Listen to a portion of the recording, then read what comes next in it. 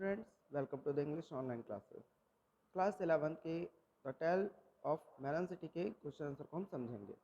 What kind of a king rule over the state, what did he problem.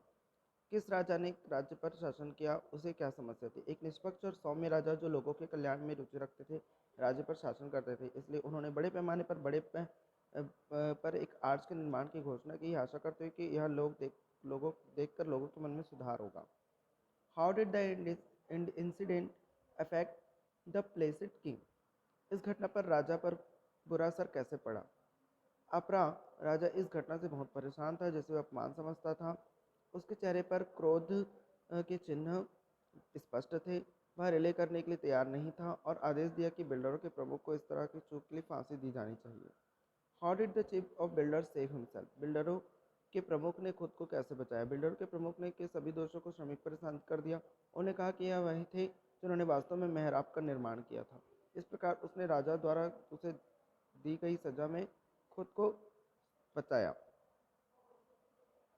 The king called the issue a trickily thing. Why. राजा ने इस मुद्दे को एक मुश्किल बात कहा. क्यों.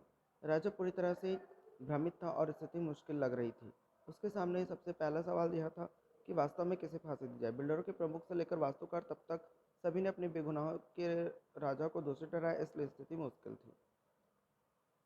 Question 5. Justify the title the tale of melon city. Melon city की कहानी शीर्षक को उचित ठहराइए. शीर्षक काफी तार्किक लगता है. शहर के एक मूर्ख राजा द्वारा शासन किया जा रहा था जो स्वभाव से उनकी संकी था, जो अपने स्वयं के सनक और मूर्खता का शिकार हो गया. अगले राजा होने के लिए एक तरबूज को चुना गया. शहर के लोग ऐसे थे कि जब तक उन्हें शांति, स्वतंत्रता और मुक्त व्यापार का आनंद लेने की अनुमति नहीं थी, जब तक इसे इस फैसले में कोई गलती नहीं मिली. इसलिए उन्होंने एक मूर्ख राजा एक तरबूज द्वारा शासित होना मुश्किल है. Thanks for watching.